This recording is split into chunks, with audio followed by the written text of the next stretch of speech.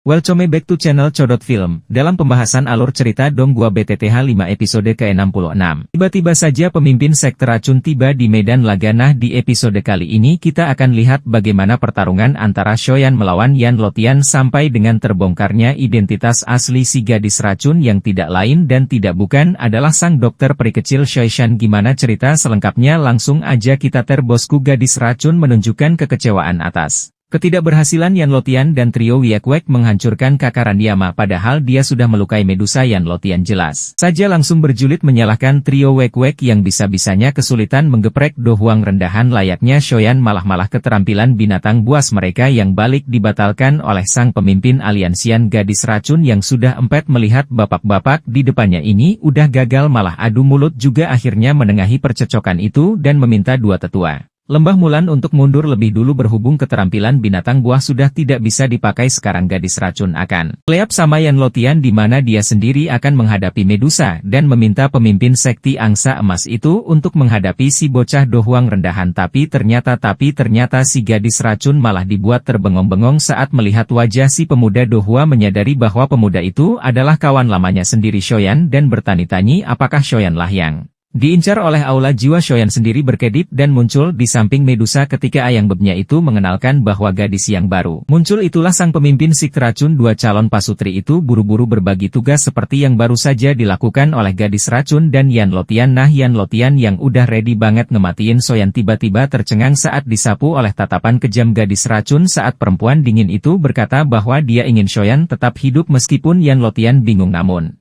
gadis racun adalah elit dozong yang lebih kuat daripada dirinya dan oleh karena itulah Yan Lotian hanya bisa mengangguk patuh memenuhi permintaan sang pemimpin sekte racun baru. Setelah itu gadis racun mengambil beberapa langkah ke depan meminta Medusa untuk menyerah dengan jaminan dia akan memberikan tempat bagi suku manusia ular untuk tinggal dengan aman di masa depan. Tawaran itu jelas saja langsung ditolak mentah-mentah oleh sang kanjeng baru. Kemudian Shoyan yang merasa sangat familiar dengan gadis racun menginstruksi percakapan dan memperkenalkan dirinya pada sang pemimpin sekte racun. Nah, yang membuat Yan Lotian semakin terkejut-kejut adalah ketika gadis racun meminta aliansian untuk menyerah di mana dia berjanji tidak akan ada orang yang terluka. Setelahnya bagaimana tidak bingung Yang Yan Lan tahu gadis racun adalah seseorang berdarah dingin yang amat kejam dan tidak pernah menyangka pernyataan penuh belas kasih seperti itu terlontar dari mulutnya. Hal itu membuat Yan Lotian tidak bisa menepis pikiran bahwa si gadis racun tapaknya sudah kesambet sama kepakbian Mang Oyen. Tapi berhubung Shoyan sudah menolak tawarannya, gadis racun pun berkata kalau dia akan segera mengalahkan Medusa dan melihat apakah Shoyan masih akan tetap sok keras seperti itu. Setelah ayang bebnya dikalahkan, Medusa yang tidak terima direndahkan pun segera merangsak ke depan dan dengan demikian bakwa hantam 2 lawan 2 di antara 4 praktisi tingkat tinggi itu pun dimulai. Sementara Medusa mulai baku hantam dengan Shoishan, Yan Lotian pun bergegas ke dekat Shoyan untuk memulai pertarungannya sendiri. Shoyan memacu sayap gioknya untuk melarikan diri dari Yan Lotian, namun sepasang sayap emas di punggung pemimpin sekti emas itu tampaknya membuatnya memiliki kecepatan yang jauh melebihi dozong lain karena tidak mungkin melarikan diri terus-menerus. Shoyan pun meledakkan doki di tubuhnya untuk menghalau serangan Yan Lotian, membuat bapak-bapak itu gantian kaget mengetahui jika Shoyan sebenarnya memiliki api surgawi. Melihat Shoyan menunjukkan teknik yang begitu menarik, Yang Lotian menjadi semakin berambisi untuk menggeprek pemuda itu secepat mungkin dan mempelajari teknik yang dia miliki. Jika berhasil, tidak dipungkiri lagi Yan Lotian dapat melampaui kekuatan dozong pada umumnya. Nah, ketika Yan Lotian semakin berambisi untuk menangkap itulah Shoyan tiba-tiba berhenti di tengah udara, membentuk segal dengan tangannya dan mengaktifkan teknik segal pembelah gunung. Sebelum mengempaskannya ke arah Yan Lotian, Han Lotian masih sempat memanggil baju besi bulu angsa emas untuk memendam segel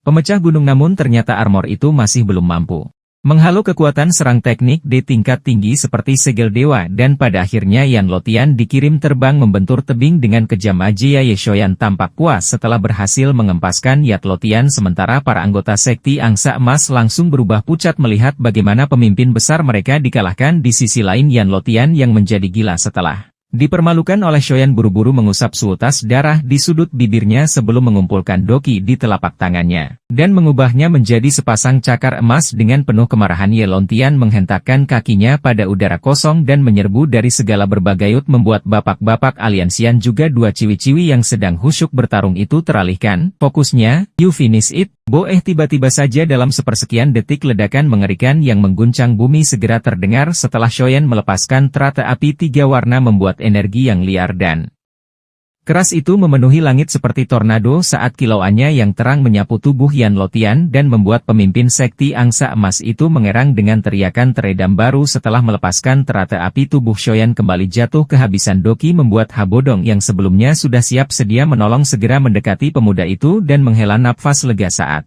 melihat Shoyan masih memiliki kekuatan untuk tetap berada di udara namun ekspresinya tetap tenang karena Shoyan yakin bahkan jika teratai api amarah Buddha tidak mampu membunuh seorang elit dosong Yan Lotian akan tetap menderita luka parah setelah menerima benda menakutkan tersebut, dan benar saja setelah mengatasi Yan Lotian Shoyan meminta Habodong untuk kembali ke benteng Gunung Hitam sementara dia akan menyusul ke pertarungan Medusa dan gadis racun untuk memberikan kanjeng bantuan. Shoyan melihat bagaimana kedua perempuan menawan sekaligus menakutkan itu terlibat dalam pertempuran panas yang berapi-api dan karena dia tidak ingin pertempuran sia-sia ini terus berjalan, Shoyan pun mendekat ke arena pertempuran dan meminta ketua sekte racun untuk berhenti kena dua bala bantuan yang dia miliki telah dikalahkan. Perkataan Shoyan membuat Shoishan menjadi lengah sehingga membiarkan Medusa melayangkan sebuah pukulan telak ke dadanya, tapi tepat setelah adegan ituan harus dibuat melongok ketika dia melihat dengan jelas wajah gadis racun dan mengenalinya sebagai wajah dari sahabat lamanya yang baik hati alias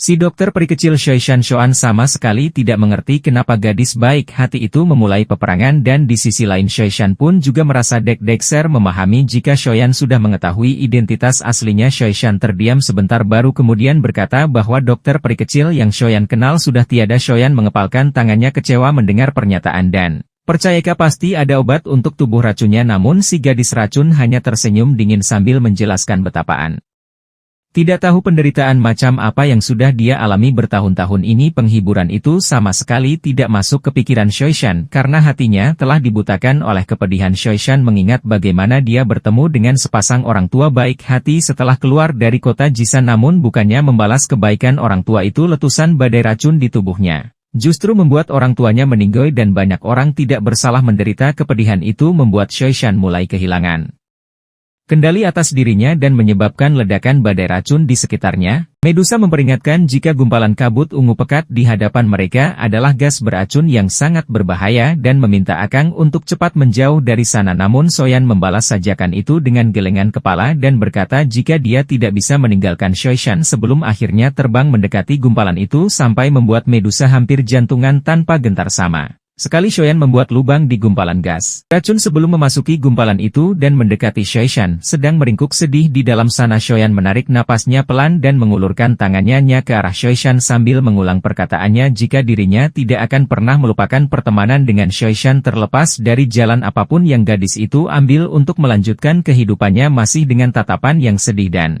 kalun Shoishan mengatakan jika dia bisa melukai Shoyan dan membuat Shoyan tanpa ragu meraih tangannya membuat jantung si gadis racun hampir saja meloncat dari tempatnya melihat aura beracun menguar dari tubuhnya dan berpindah kepada Shoyan. Shoishan membekap mulut yang melihat aura beracun itu benar-benar telah menyelimuti tubuh Shoyan membuatnya berpikir jika dia sekali lagi telah menyakiti orang yang berharga untuknya, tapi ternyata Shoyan masih mampu memurnikan racun pekat milik Shoishan itu dengan api teratai. Hatinya membuat baik Shoishan, bapak-bapak aliansian dan juga Kanjeng yang menunggu di luar sana bisa menghilangkan batu besar di hati mereka melihat pemuda itu baik-baik saja. Nah baru setelah Shoishan tenang, Shoyan pun mengatakan jika dia memang tidak bisa menghilangkan pengaruh tubuh racun sepenuhnya, namun Shoyan yakin jika dia bisa membantu Shoishan mengendalikan tubuh beracun. Lihat betapa yakin kata-kata Shoyan. Mata dingin acuh tak acuh dari Shoishan pun perlahan menunjukkan kelembutan dan rasa percaya baru. Beberapa saat kemudian Shoishan mengeluarkan racun yang